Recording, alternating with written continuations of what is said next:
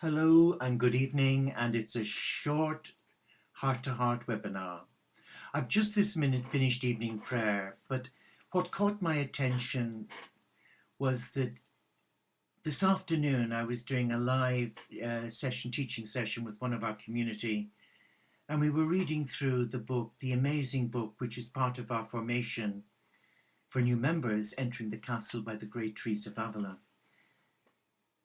And we came to page 32, and it really, really hit my heart again. And the section is on spiritual paradox, and I want to read this to you, if I may. Paradox is the language through which God communicates with us. Of course, we do the same in return. We delight, for example, in imagining God in nature, or seeing the divine expressed in the birth of a child. In these settings and events, cameos of the divine, the alchemy for all is perfect. When we have these divine moments, we are usually feeling spiritually or physically safe. Our hearts are open, and our our hearts are open. Wow. And our spiritual defenses are down.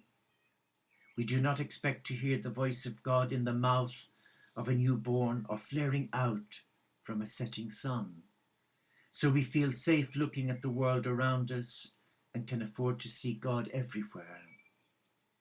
We are rarely open, however, to seeing the presence of God within ourselves, and we fear intimacy with the divine unless it is on our own terms. That really spoke to my heart, because so many over the last 8 years have joined the community full of enthusiasm. Oh yes, they wanted to be a Franciscan.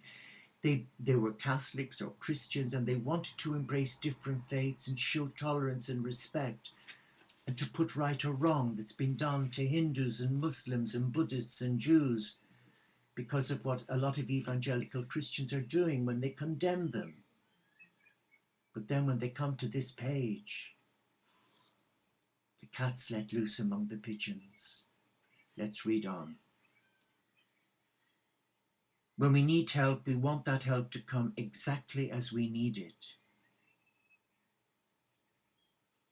Exactly when we need it, causing as little disturbance as possible and as little discomfort to ourselves as possible.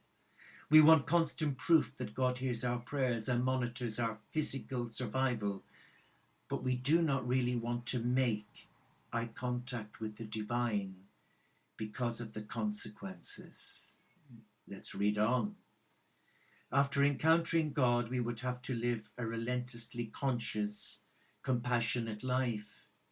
We would have to live a relentlessly, we read that, and we would have to overlook the behavior of people in our world who continue to live as we once did, consciously unconscious, and treat them with understanding and compassion. There's a tall order. But this is the paragraph that has seen so many come and go, where they give up. Heartbreaking. It's a bereavement. Investing time and energy in learning about higher consciousness teachings and practices, and then deciding that you would prefer not to be quite that conscious, will lead you into spiritual chaos, as it has. Your fear of God will feed itself with superstitions about a divinity who punishes, who takes away your wealth and makes you ill.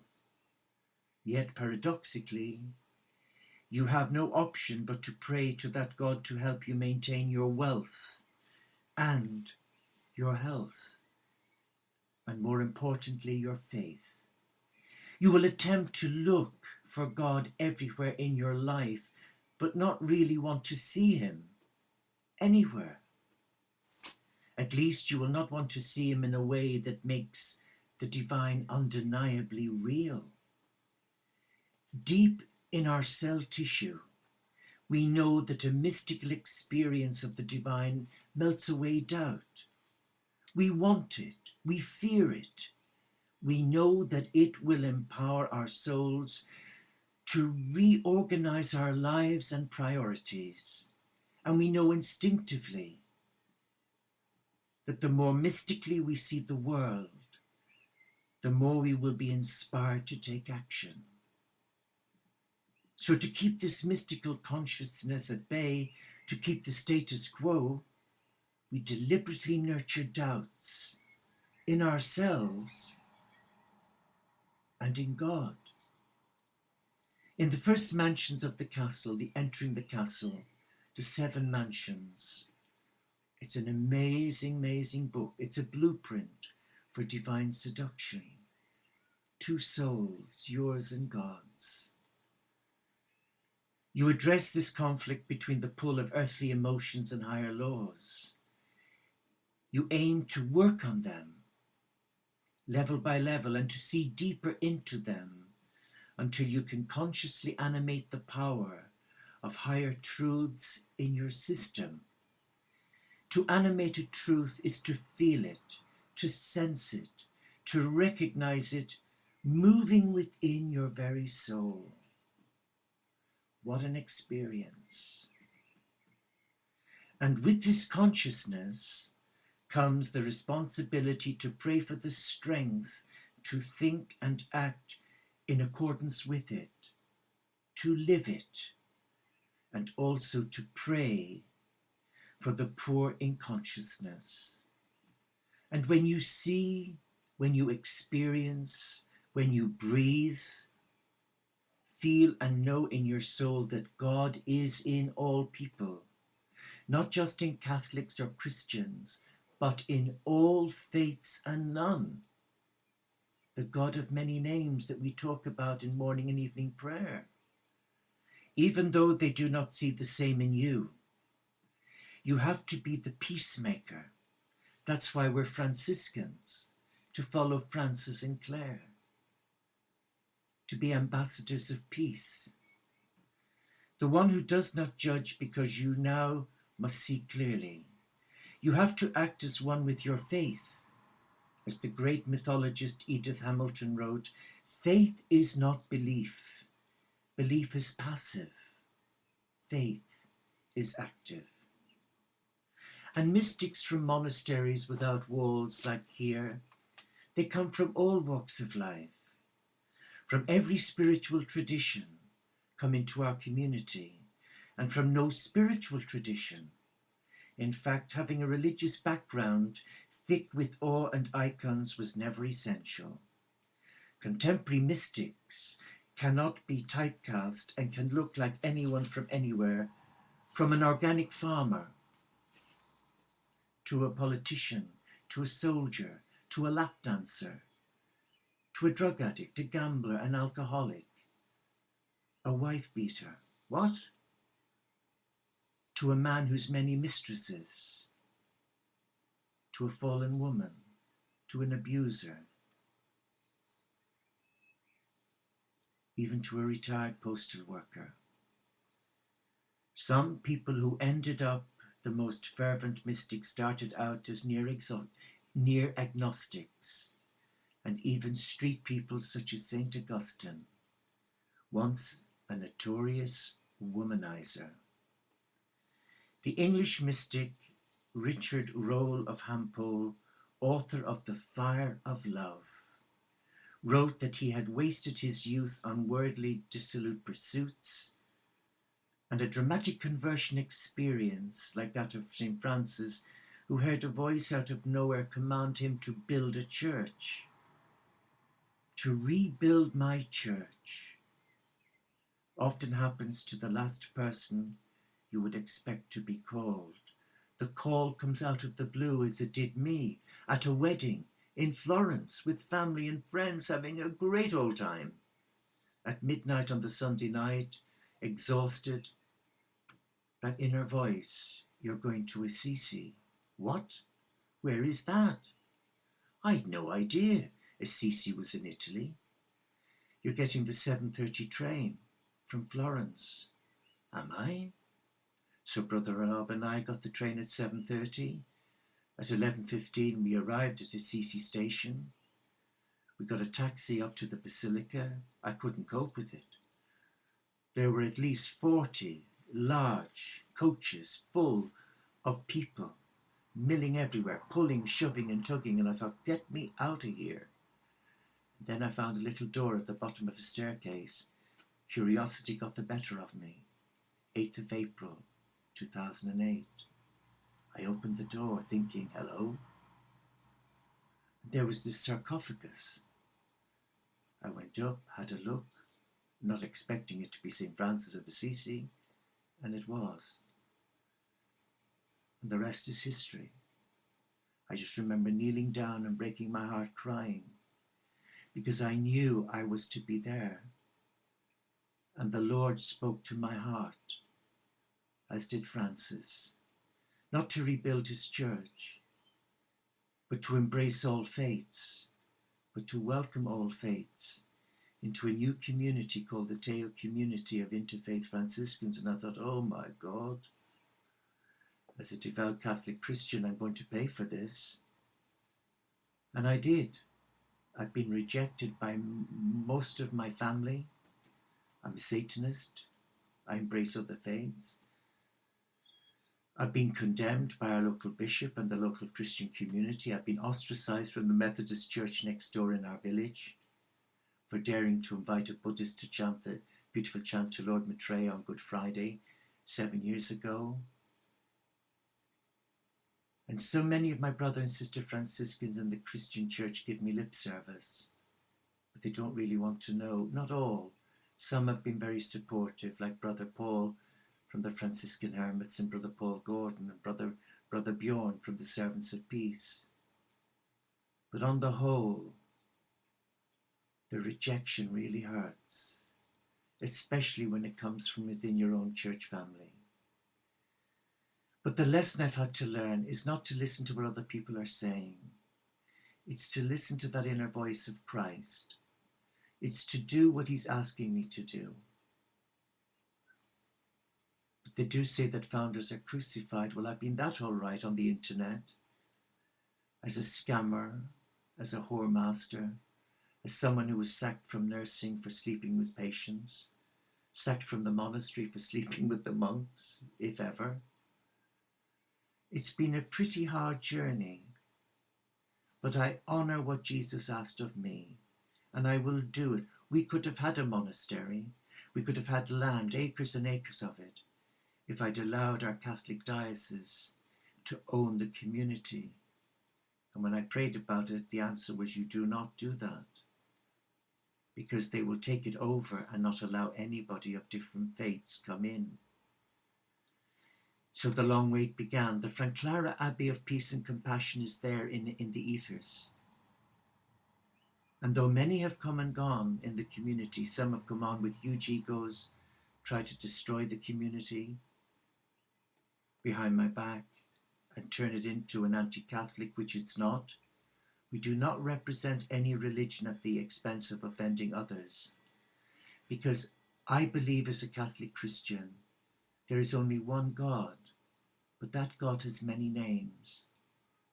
And for me to say or to believe that those created by God who are not Catholic or Christian are heathens and going to be condemned to hell does not resonate with what Jesus told me.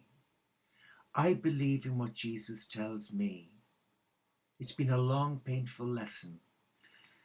And on page 32 of Entering the Castle by Caroline Miss, the many who've come and gone have gone because they allowed their ego. They looked at the readings and the exercises through ego and not through the eyes of their soul or their heart. And they got lost. And rather than say, I need help, they sulk, they have tantrums, and then they try to belittle you and browbeat you and make you feel they become a mirrored image of themselves when they look at you, and they can't cope with it, so they disappear. And then you get a nasty email condemning you. Listen to your inner voice. That voice is of God. If it leaves you in a place of peace, If it leaves you filled with anxiety and tension, it is not of God. It is the Antichrist. And as Jesus said, though many are called, few are chosen. It's true. Only a few who have the spiritual maturity and who are willing to trust their inner voice, the voice of God, will survive. But to survive, you have to feed it on a diet of prayer, discipline, fasting, not fashionable, but you have to be a person of truth, integrity, and love. There's no point pretending like me wearing a habit and going, oh, hello. Wearing the habit for me is my uniform. It's my giving witness to what I believe in.